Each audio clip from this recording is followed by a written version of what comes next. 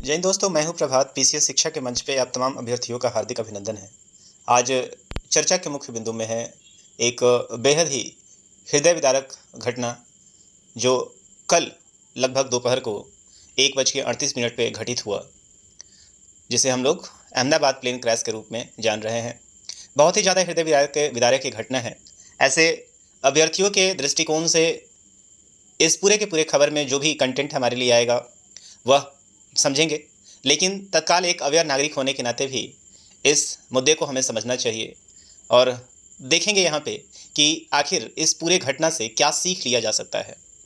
तो आइए एक बार फिर से आप सभी को याद करा दें कि जिन लोगों ने अभी भी चैनल को सब्सक्राइब नहीं किया है तो चैनल को जरूर सब्सक्राइब कर लें, ताकि आपको इस तरह के काफ़ी महत्वपूर्ण चर्चाओं के ऊपर टाइम टू टाइम वीडियो मिलता रहे। आइए चलते हैं अपने सेशन की तरफ, जहां बात करते हैं इस पूरे अहमदाबाद प्लेन क्रैश की कि आखिर क्या कारण था जिसके कारण ये एयरबर्न होते ही पूरी तरीके से क्रैश कर गया, किस तरीके से यहाँ इतनी बड़ी संख्या में लोगों की मृत्यु हुई है और क्या है वो प्रोविज़न जिसके द्वारा प्लेन क्रैश होने के बाद मुआवजा दिया जाता है। साथ ही साथ हम लोग यहाँ पे ब्लैक बॉक्स और मेडे कॉल की भी बात करने जा रहे हैं।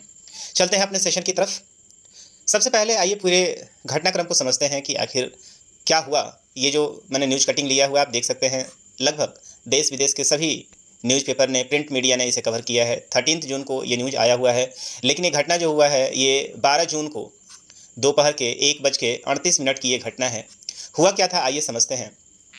तो 12 तारीख के दोपहर के 1:38 पे एयर इंडिया की एक इंटरनेशनल फ़्लाइट लंदन जाने के लिए रवाना हो रही थी, जिसे एयर इंडिया, जिसका जो कॉल साइन था, एयरक्राफ्ट का जो कॉल साइन था वो था AIC एयर इंडिया 171। ये फ़्लाइट का जो नंबर होता है ये कॉल साइन था बेसिकली एयर इंडिया 171। इसके अंतर्गत कुल मिला के 242 पैसेंजर बैठे हुए थे, जहाँ पे आप देख सकते हैं 230 यात्री थे, 2 पायलट थे और 12 इसके चालक दल के जो क्रू मेंबर्स होते हैं ये सभी ऑनबोर्ड होते हैं और यात्रियों को लेकर यहाँ से, हालांकि ये एयरक्राफ्ट जब एयरबर्न हो रहा था तो इस एयरबर्न होने के पहले भी यहाँ पे टेक्नीशियन ने कुछ फ्लैग किया था और टेक्निकल इशू यहाँ पे बताया गया था और एक बार ये एयरक्राफ्ट ऑलरेडी एयरबर्न होने के पहले ही इसमें टेक्निकल स्नैग आ चुका था, जिसे बाद में रेक्टिफाई कर लिया गया और ये बताया गया कि ठीक है एयरक्राफ्ट अब रेडी है यहाँ से एयरबर्न होने के लिए। अहमदाबाद का ये सरदार वल्लभ भाई पटेल इंटरनेशनल एयरपोर्ट है, काफ़ी बिजी ये एयरपोर्ट है। यहाँ से एयरक्राफ्ट अपने लिंक से आती है, एयरक्राफ्ट एयरबर्न होती है, टाइम हो रहा होता है 1:38। एयरक्राफ्ट अभी ATC कंट्रोल जोन में ही होता है। आपको मालूम है कि जो ATC का अपना कंट्रोल जोन जो होता है वो ATC से 5 नॉटिकल माइल की दूरी तक होता है। 5 नॉटिकल माइल की दूरी तक जो भी कंट्रोल जोन होता है वो ATC के पास होता है, एयर ट्रैफिक कंट्रोल सेंटर। ये अभी एयरक्राफ्ट ATC के कंट्रोल में ही होता है कि एयरक्राफ्ट एयरबर्न होते ही पायलट के द्वारा एक कॉल किया जाता है जिसे मेडे मेडे मेडे कहा जाता है। ये एक इमरजेंसी कॉल होता है जो एयरक्राफ्ट के पायलट के द्वारा किया गया और अभी मेडे मेडे का भी ATC इस रिप्लाई को सुनते और कुछ रिस्पॉन्ड करते ही वैसे ही एयरक्राफ्ट एयरबर्न होने के बाद आप देखते हैं कि 650 फीट की ऊंचाई से एयरक्राफ्ट लगभग नीचे गिरने लगा और गिरते गिरते ये एयरक्राफ्ट लगभग वहीं पे आगे 5 नॉटिकल माइल के अंदर ही आप देखेंगे लगभग 6 किलोमीटर के आसपास ही एयरक्राफ्ट एयरपोर्ट के ठीक सामने एक मेडिकल कॉलेज की एक बिल्डिंग होती है, उस बिल्डिंग पे आके क्रैश लैंडिंग कर जाती है। चूँकि एयरक्राफ्ट के अंदर फ्यूल बहुत ही ज़्यादा है, लगभग 125 लाख जो लीटर है इसके अंदर फ्यूल होता है और इस फ्यूल के कारण एक ज़ोरदार ब्लास्ट होता है और ब्लास्ट होने के बाद कुछ भी नहीं बचता है। एयरक्राफ्ट के लोग जो जाते हैं वो तो जल ही रहे हैं, उनके साथ साथ जो मेडिकल कॉलेज के जो डॉक्टर्स थे जो वहाँ पे लंच करने के लिए आए हुए थे और बहुत बड़ी संख्या में वहाँ पे वो ट्रेनी डॉक्टर रह रहे थे, उनमें भी कई लोगों का अभी भी पता नहीं चल पाया है। बहुत ही ज़्यादा ये हृदय विदारक ये घटना थी। आइए समझते हैं न्यूज़ पेपर ने इसको किस तरीके से पब्लिश किया है, क्या है वो पूरी की पूरी कहानी। तो जो एयरक्राफ्ट था, एयर इंडिया का जो एयरक्राफ्ट था 171, ये बेसिकली बोइंग कंपनी का ये एयरक्राफ्ट है। बोइंग जो है वो ट्रांसपोर्टेशन के लिए जितने भी एयरक्राफ्ट आज के डेट में सिविल एयरक्राफ्ट के जो हायर किए हुए हैं, जो सिविल एयरक्राफ्ट यहाँ पे इस्तेमाल किए जाते हैं, उसमें मुख्य रूप से 2 जो एयरक्राफ्ट हैं वो ज़्यादातर इस्तेमाल किए जाते हैं। एक बोइंग का ड्रीम लाइनर है और दूसरा जो है वो एयरबस। ये 2 एयरक्राफ्टों का बहुत ही ज़्यादा इस्तेमाल होता है और अभी तक भारत में ड्रीम लाइनर का कोई भी एक्सीडेंट नहीं देखा गया था। आइए समझते हैं पूरी घटना को। तो यहाँ पे कहा जा रहा है कि सबसे सुरक्षित पाए जाने वाले हवाई सफ़र के लिए गुरुवार का दिन त्रासदी भरा रहा। अहमदाबाद से लंदन जा रहा एयर इंडिया का बोइंग ड्रीम लाइनर विमान AI-171 that is air India 171 Ahmedabad हवाई पट्टी से उड़ान भरने के लिए चंद मिनटों के भीतर ही एक मेडिकल कॉलेज के हॉस्टल के भवन से टकराते हुए मेस पर जा गिरा और इस दौरान विमान में धमाके के साथ आग लगी और गोले में तब्दील हो गया। इसमें सवार 12 सदस्यीय चालक दल 242 यात्रियों में से 241 की मौत हो चुकी है और हादसे में चमत्कारिक रूप से एकमात्र विश्वास कुमार रमेश नाम के यात्री की जान बची है। वो सीट संख्या 11A पर बैठे हुए थे। यही नहीं, हादसे में हॉस्टल में रह रहे 200 से अधिक मेडिकल छात्रों की भी मौत हुई है। 20 से अधिक, यहाँ देखें 200 नहीं, यहाँ 20 से अधिक मेडिकल छात्रों की मौत हुए हैं, जबकि 50 से अधिक उसमें जख्मी बताए जा रहे हैं। वैसे ड्रीम लाइनर विमान से हादसाग्रस्त होने का देश का ये पहला मामला है। इसे सबसे सुरक्षित एयरक्राफ्ट माना जाता है। अहमदाबाद के सरदार वल्लभ भाई पटेल अंतर्राष्ट्रीय हवाई अड्डे से विमान ने दोपहर 1:39 उड़ान भरी थी और महज 2 मिनट के भीतर ही ये आवासीय क्षेत्र में दुर्घटनाग्रस्त हो गया। दुर्घटना के 1.5 एकड़ का इलाका पूरी तरीके से आग के धुएं के लपेट में समा गया है और सूचना मिलते ही बड़े स्तर पर राहत कार्य जो है यहाँ पे करना शुरू कर दिया गया है। तो ये पूरी की पूरी जो है ये घटना हुई है और इसमें एक जो ये व्यक्ति को आप देख रहे हैं, ये जो विश्वास जी हैं, ये एक्चुअली एयरक्राफ्ट के बीचों बीच जो विंग होता है, यहाँ पे इनका सीट था जिसको 11A इनका सीट का नंबर था और यहाँ पे एक इमरजेंसी डोर होता है और यही इमरजेंसी डोर इनका जो कहना है, जो अभी तक मैं लेक्चर रिकॉर्ड कर रहा हूँ और इन्होंने जो अपना जो बयान दिया है उसमें इन्होंने बताया है कि एयरक्राफ्ट जब लैंड कर चुका था, एयरक्राफ्ट जब क्रैश कर चुका था, तो वहाँ पे जो एयरक्राफ्ट बीच जो यहाँ पे खिड़की है इमरजेंसी डोर को जब देखे, इन्हें मौका मिला थोड़ा सा, इनको लगा कि मैं यहाँ से निकल सकता हूँ, तो जिस समय ये ब्लास्ट हो रहा था उसके ठीक पहले ये खिड़की खोल के वहाँ से निकल पाने में सफल हुए हैं और जिसके कारण इनकी जान बच गई। तो ये बीच की जो खिड़की थी, इमरजेंसी खिड़की ऑपरेट करना इन्हें आता था, या ये जो पहले इमरजेंसी दिया जाता है, जो इंस्ट्रक्शन दिया जाता है, उसे इन्होंने ठीक से समझा था। तो कुल मिला के केवल एक ही प्रत्यक्षदर्शी हैं जो ये पूरे के पूरे घटना में बच चुके हैं। और सबसे बड़ी बात यह है कि यहाँ पे सीएम जो हैं गुजरात के पूर्व मुख्यमंत्री, जिनका नाम था विजय रूपानी, लंबे समय के लिए गुजरात के सीएम रहे थे, वो भी, उनकी भी जान इसके अंदर चली गई है। पूरे देश से लेकर पूरे विश्व में इस घटना के लिए शोक जताया जा रहा है और यहाँ के लोगों के लिए श्रद्धांजलि अर्पित की जा रही है। इसको आप देख रहे हैं कि द हिंदू ने भी ये पूरा का पूरा ये कहानी यहाँ पे छापा हुआ है और शायद ही ऐसा कोई न्यूज़पेपर है जहाँ ये कहानी नहीं छपी हुई है। अब पूरा का पूरा तो एक अभ्यर्थी के दृष्टिकोण से क्या हमारे लिए यहाँ पे जानने लायक है, आइए इसके लिए समझते हैं कि क्या क्या चीज़ों को हम समझ सकते हैं। तो हमारे लिए ये पूरा का पूरा घटना जो है, यहाँ पे एक चीज़ आपके लिए जानने वाली है, 2 चीज़ यहाँ पे हम डिस्कस करेंगे।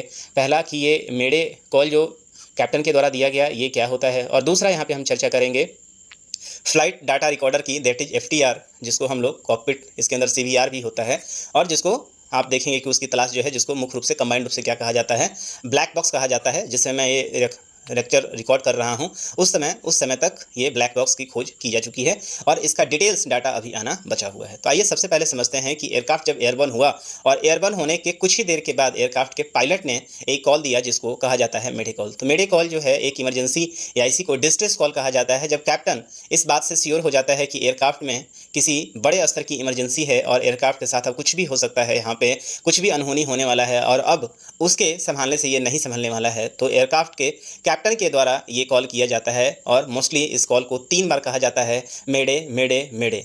और जो ATC कंट्रोलर होते हैं, जो भी कंट्रोलर इस कॉल को रिसीव करते हैं, वो इस बात को समझ जाते हैं कि यहाँ पे कोई ना कोई घटना अभी घटने वाली है और उसके लिए जो भी रिस्पांस टीम रहता है, जो भी रिस्पांस देना होता है, वो ATC के जो कंट्रोलर हैं उनके द्वारा लगातार किया जाता है, असिस्टेंस प्रोवाइड कराया जाता है। तो यही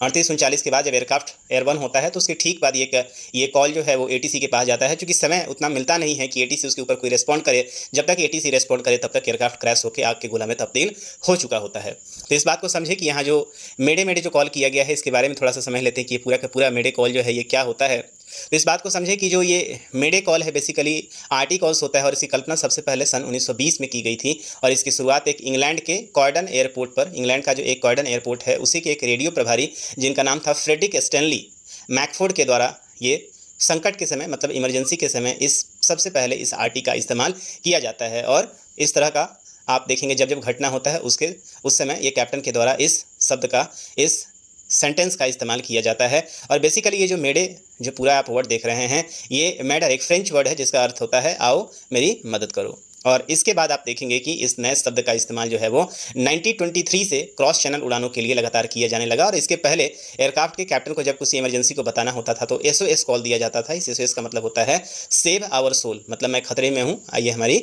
मदद कीजिए। तो ये था पूरे मेडे कॉल की कहानी जो मेडे दिया जाता है।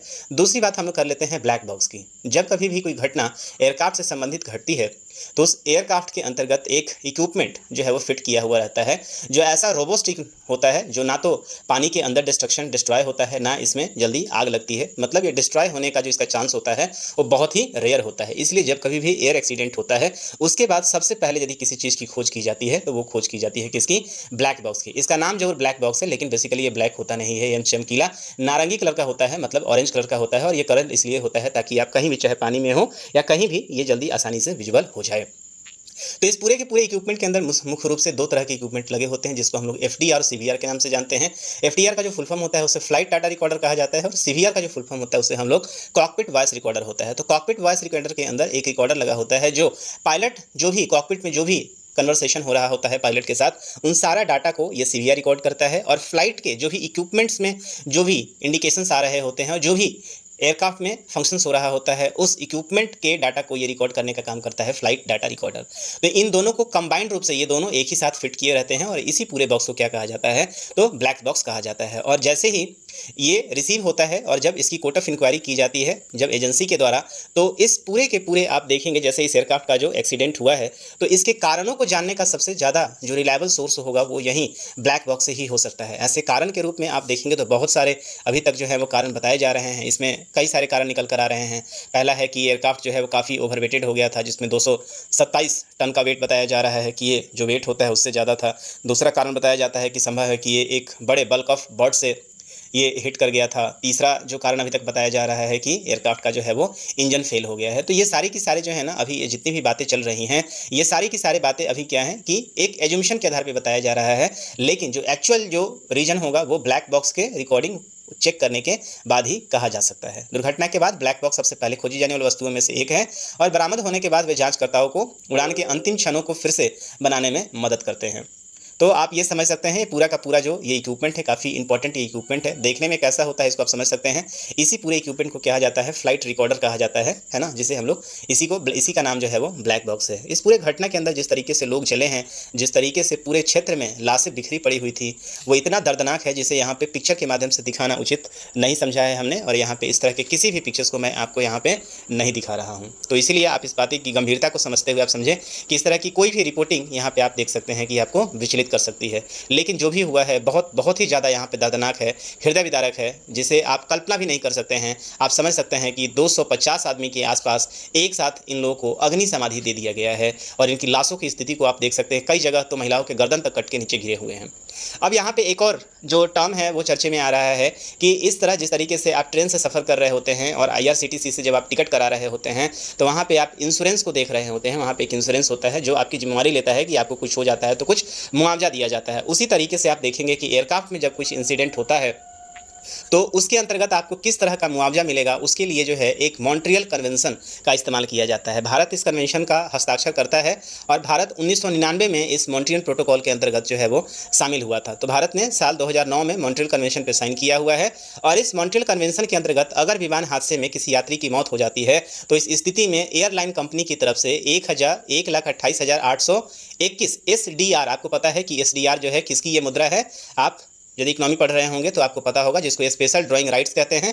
इसके अंतर्गत आप सारे जो एक्सेप्टेबल मुद्रा हैं, चाहे वो यूरो हो, युवान हो, ये सारे एक्सेप्टेबल मुद्राएं हैं, इसके अंदर होता है। और आज के डेट में यदि आप इस SDR की कीमत को देखेंगे तो पर जो SDR यहाँ पे दिया गया है उसकी कीमत जो है वो किसके द्वारा है, 1.4 करोड़ रुपये के आसपास होता है। और जिस समय मैं ये लेक्चर रिकॉर्ड कर रहा हूँ उस समय चूँकि एयर इंडिया को हाल फिलहाल ने टाटा ने अडॉप्ट किया था, टाटा ने अभी वापस ले लिया था, तो टाटा ने हाल फिलहाल सभी मृतकों के लिए 1-1 करोड़ रुपये मुआवजा का जो घोषणा किया है। और ये सारे मुआवजा जो है किसके अंतर्गत है, मॉन्ट्रियल प्रोटोकॉल के अंतर्गत जो है वो ये पूरी की पूरी जो है वो घटनाएं की गई हैं। अभी तक जैसे मैं लेक्चर रिकॉर्ड किया हूँ, फ्लाइट डाटा रिकॉर्डर अभी तक मिल चुका है, मतलब ब्लैक बॉक्स की प्राप्ति हो चुकी है। अब यहाँ से जो भी अपडेट्स आएगा सारे एंगल्स को देखने के बाद अभी यहाँ के सही रीजन को बता पाना जो है वो संभव हो पाएगा।